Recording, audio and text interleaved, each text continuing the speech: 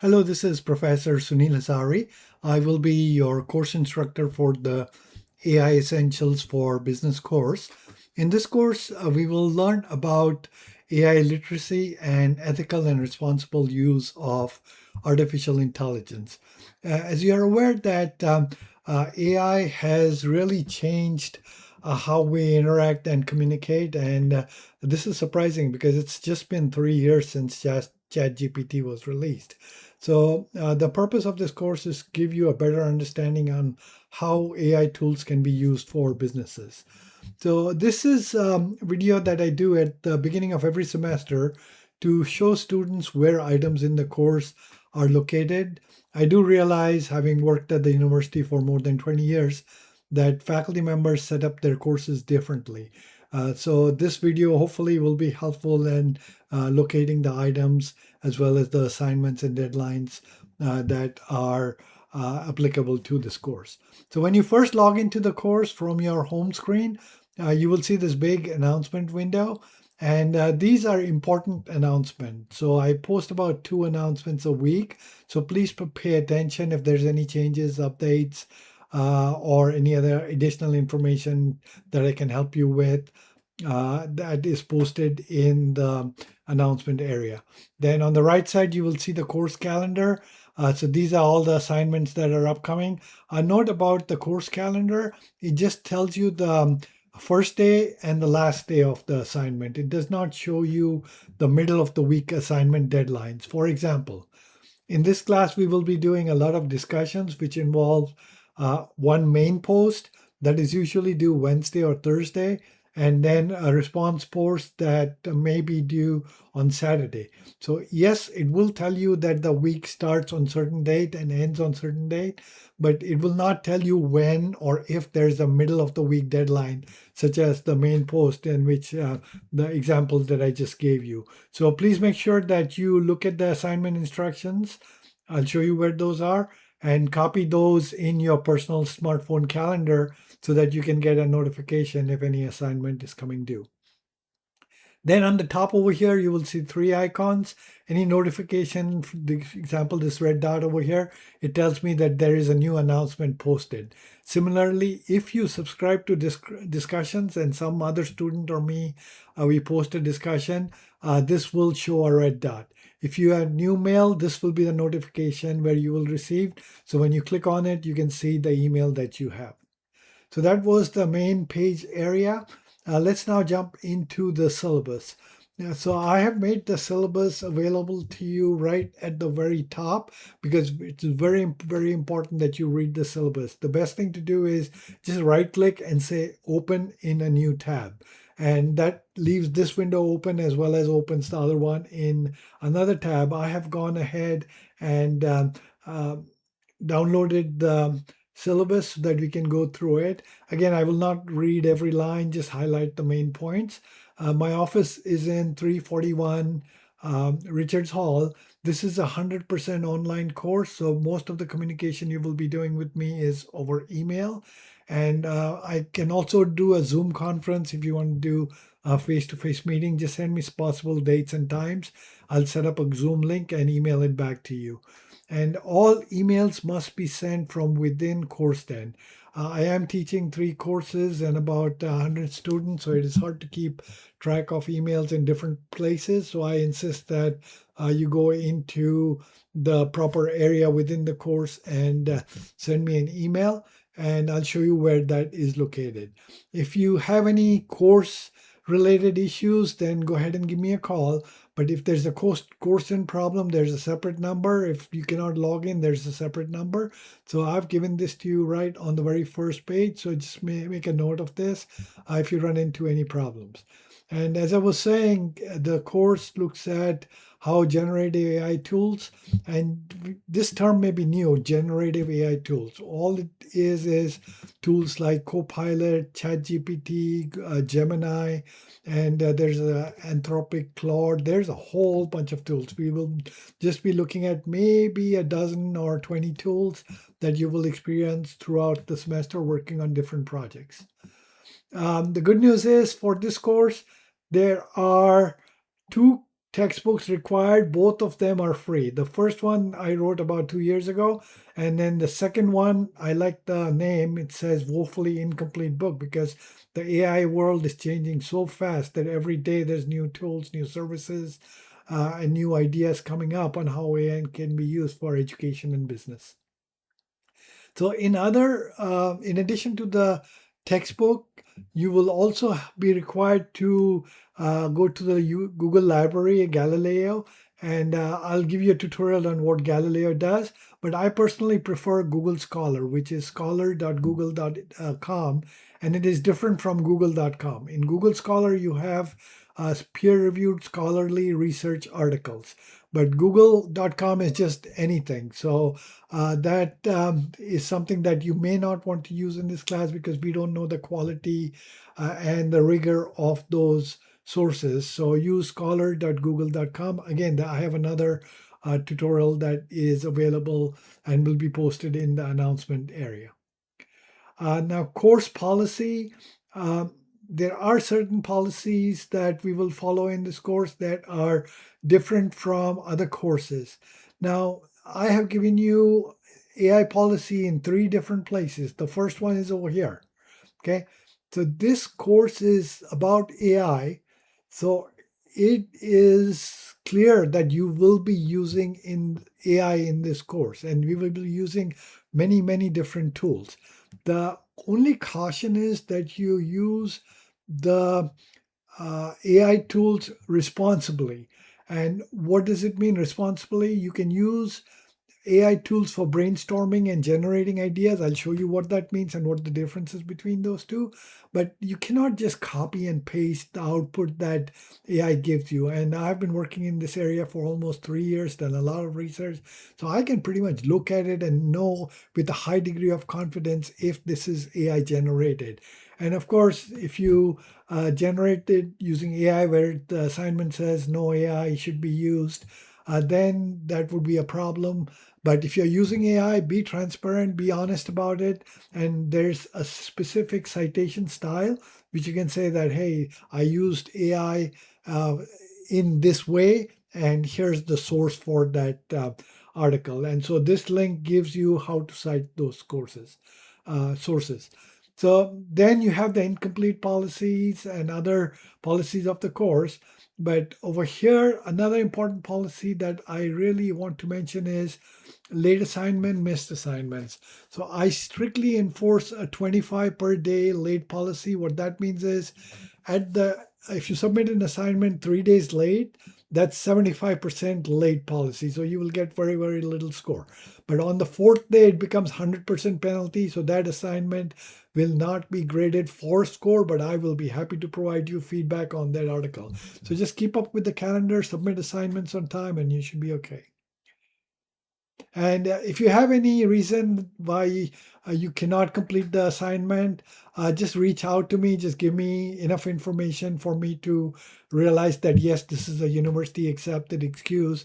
So if you give me the notice before the end of the deadline, before the deadline date, I, in most cases, will give you an extension. But once the deadline is passed, then there is no extension. So the policy, as it says over here, is strictly enforced.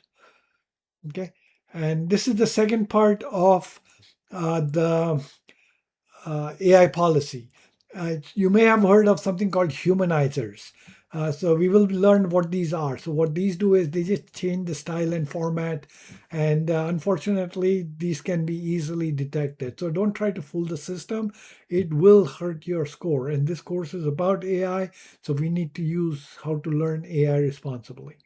And then it refers to another document that I'm going to jump to in a minute, which has even more detail. So my goal is to make it explicitly clear on how AI should be used in this course. And of course, if you keep violating it, the university has a policy, so I can just submit a report. I have not had a chance to do that yet. So just let's keep my record intact. But if there's a need, if there's repeated AI violation policy, then I have no choice, but the university requires me to submit it. That becomes part of your transcript and your student record. So again, as I mentioned earlier, any tech support, you can call the tech support number, but if any course related issues, assignments, and so on, then reach out to me. Then the writing assignment again mentions this APA expectations, which I'm going to show you. So in discussion assignments, the course is mostly discussion based and project based. So you have a main post, which is your main research post that counts 70% of your grade, and the response post is 30% of your grade. So you will see that if you submit any of those late, then it's a 25 per day late policy on top of any quality scores that you may lose if the post is very brief or does not meet expectations according to the rubric given in the assignment. So you will make the main post first, and I'll show you where that is done. And then we will be using a lot of AI software programs. This is a fun course. And if you just Google Professor Hazari evaluations, you will see what other students have written about how much fun it is to use these AI software programs to do things that we have been doing manually or with limited automation. And then there's 3 tests, open book, feel free to use any resource. And I'll give you additional information also on the types of questions. It's mostly multiple choice questions. So the total number of course points for all these 3 assignments, the discussions, projects, and grades is 410. So I would like everyone to score 90% of this score so that you can get an A in this course. And it is a fun course. Not a whole lot of reading, a lot of project assignments where we will be actually creating new services, new tools, new applications, new apps. So all of that, websites, all of that will help you understand how AI is used. So over here, I've explained again the difference between how to use AI for ideation. So AI ideation means generating creative ideas, and brainstorming is the AI is used as a collaborative tool to go deeper based on the idea that you generated. And I'm going to leave that over here so that I can explain to you in more detail in yet another document that is even easier to understand. Again, a violation: do not use AI inappropriately, irresponsibly, unethically, because it can be easily detected. Then you have the course schedule. Week 1 starts Wednesday, August 12th. Since it started on a Wednesday, I've given you through Sunday and the following Saturday, which is almost 1.5 weeks. So we will call this an extended week. And this schedule was developed way before the classes started. So any updated information you need to check on the announcement area or the updated online area, so that this information may be a little bit old if we get into more updated material. So I usually update the content as we go along because of the new developments. So I've given you this just as a start. So as you can see from this topic list, look at history, background, different AI models, comparison, something called prompt engineering, which my book is about. This is a very, very important topic: how to use AI ethically and without bias, and look at the risks as well as privacy and security associated with the use of AI tools. Test number 1, open book on during this week. And again, the test is not given the entire week. There's 2 days within that week given to you in specific instructions on when you can take the test. We will see how AI can be used for statistical research, and then 2 sessions on marketing, entrepreneurship, business strategy, chatbots, decision support systems, accounting, finance, and then you will improve your LinkedIn profile by using AI. So as you can see, it's a very comprehensive course, gives you a fundamental exploration of AI use in different domains. And the last day of class is when you take the test. Well, the actual last day of class where you submit any assignments is December 4th. And then Monday and Tuesday is test number 3, which is also the final exam in this course. So that was a quick look at the syllabus. Now, let's go to the content area, because I really want to show you the APA expectations document, which is the fundamental policy in this course that governs how you will use AI.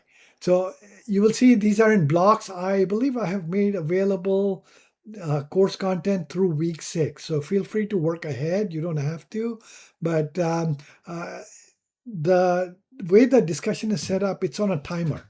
So at 12:01 a.m., the discussion board is open. At August 22nd, 11:59 p.m., the timer automatically locks the discussion. So please do not send me an email saying on 23rd that can you open the discussion. I am unable to do that because if I do that, it sends a notification to all students in class that the discussion is open. So that causes a lot of confusion. Any late assignment should be emailed to me. So that was the whole week, but let's come back to course documents. This is your course syllabus that I just showed you. Right click, open a new tab, and then APA expectations. I want to spend a few minutes um, on this document because it's even more detailed, but we'll come back to that. There's the 2 textbooks that you'll have to download. Everything comes from this, the 3 tests come from these 2 textbooks, as well as other reading material in specific assignment areas. What is this course about? Why is AI important? How can businesses use it? How can they not use it? That's what this video, 5-minute video covers. The video you're just watching is this CourseDen walkthrough video. And then how did I develop this course? I will be very honest with you. The course was developed 3 years ago when ChatGPT was very, very new. So I did use ChatGPT to learn about ChatGPT.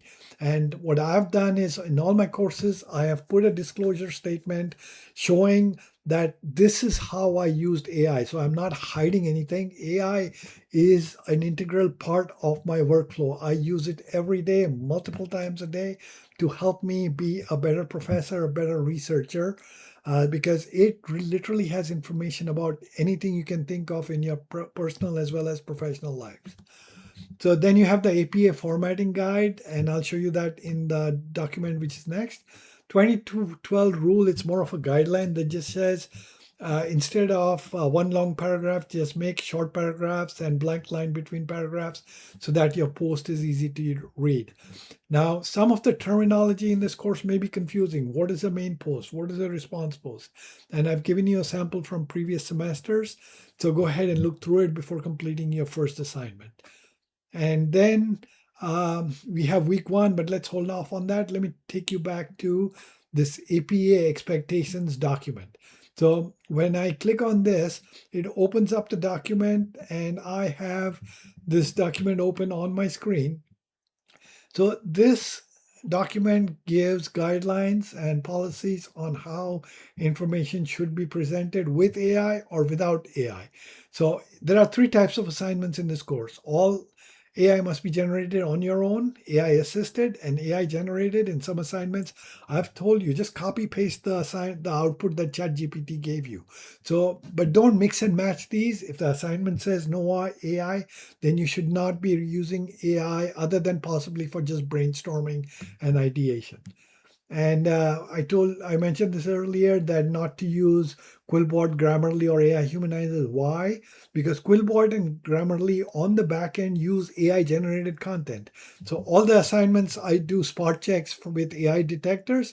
And if you have used this, like completely copied sentences, then it gets flagged. And what that means is you cannot get credit for that assignment because technically it is AI generated indirectly using Quillbot and Grammarly.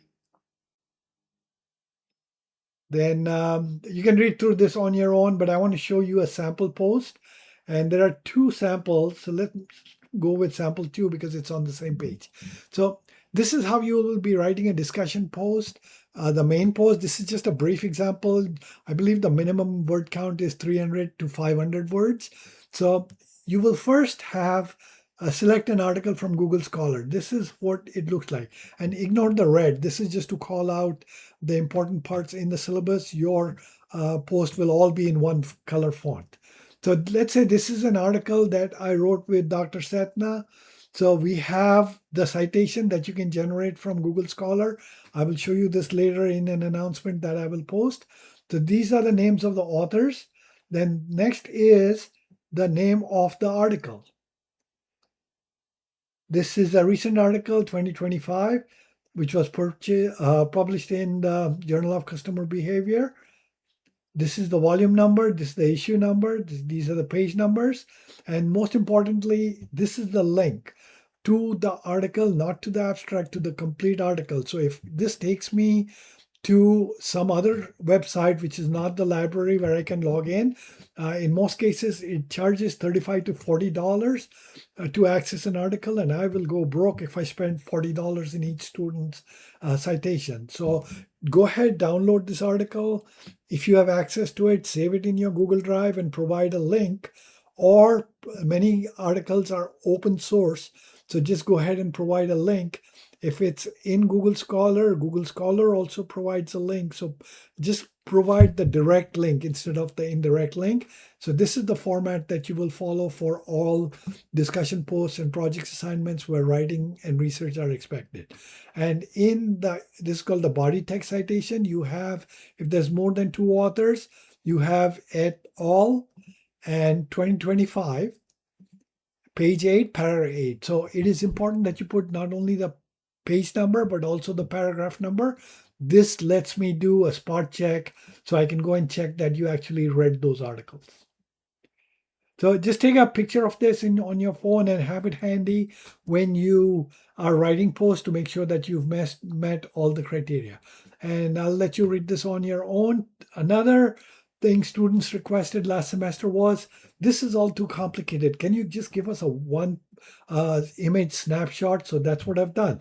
This was done using ChatGPT images, and it took me literally 2 minutes to do this. I told it that here's my syllabus, here's the AI that I'm using, create an explanatory image for students so that they can understand my expectations. This is what it came up with. Not bad for 2 minutes work. So, as it says over here, AI can be used for ideation and brainstorming, but cannot be used for writing, editing, and organizing, because this is the cognitive effort that you will put in. So if you're in this green area, then you are fine, you're eligible for the highest score, but anything like this will get flagged and your score gets reduced based on the information that you left out or did not do according to the rubric expectations. So again, take an image of this, and the last image that I want you to take is this APA source checklist, done in the same format as ChatGPT images I mentioned. So I will look for one scholarly source less than 3 years. And you can get this from Google Scholar. You can filter it by last 3 years, 5 years, 2 years. So it's up to you to select an article that is of interest to you. Then the same article needs to be cited twice, as we saw in the sample. Do this in your own words. So don't copy and paste, but just paraphrase it and put the appropriate author, year, paragraph number, page number. And then the complete APA citation with a working list. So when I grade, I look at these 5 criteria, and it's all pretty much, you will get either a C or a D if many of them are not met, because this is common for all assignments. So if you have a checklist on your phone before you hit the submit button, just make sure mentally to make sure that all of these criteria are met. So I hope this wasn't too confusing. If it was, just give me a call. We can do a Zoom call and also answer any questions that you may have. And next thing I'm going to do is show you that this is week 1 instruction. And all the instructions are done in the same format. Let's go ahead and click on this. So week 1 starts August 22nd, extended week. And in all cases, I'll give you short readings from the textbook, other resources, YouTube videos, and some background information. Okay, so this is your background information. This is your discussion assignment. So in this case, since it's an extended week, we start August 12th, but the main post is not due until the following Tuesday. And it tells you what exactly you need to do. You need to explain what is generative AI, then use a research article that you downloaded, remember that criteria, and do a main post, which is the main discussion post. Then do a response post by the following Thursday, and then by Saturday. So this is again on a timer. The discussion board remains open. So if you're late doing your main post on Tuesday, let's say you post on Wednesday, you still can post. But when grading, I'll see that it was posted one day late. So that's a 25% penalty. And your two response posts, and I've given you details and several reminders. Do not use humanizers. Do not use AI unethically. So again, all the uh, modules are laid out the same way, instructions and a place to enter your discussion. And this opens on August 12th. If you're seeing this before August 12th, it'll just tell you wait because it's on a timer. So that was content. Then in communication, you have the calendar and announcement that you saw on the first screen. Class list is where you send me an email. Click on class list. You will see my name as well as names of other students, and you can communicate with them in class. This takes you to your own email inbox list and other folders that you may have created. Under assessments, you have discussions, you have assignments, and then you have quizzes. And then grades. If you click on grades, you will see the grade list. And if you look down here, you will see that your test scores and so on are posted in your grade book so that you will see the grade as well as my comments. I do give individual feedback to each and every student. So it is very important that you follow the feedback. If there's any improvement needed, you can make it in the next assignment. Now, assignments by general rule are not regraded. Once a grade is assigned, it stands the way it was assigned unless I made an error in data entry or I did not see a post that I needed to give you credit for. So just reach out to me and just explain what is going on. I'll be happy to correct it. Then you have resources, website. We will be doing a lot of writing. If you feel you need help with writing, just go ahead and click on the Writing Center website and they have additional resources also. So this was a quick look at how the course is laid out. And I hope you will not have any problems. But if you do, just reach out to me, communication class list, click on my name. And I look forward to seeing you online and reading your discussions and seeing how well you are able to do on the different AI projects. Thank you.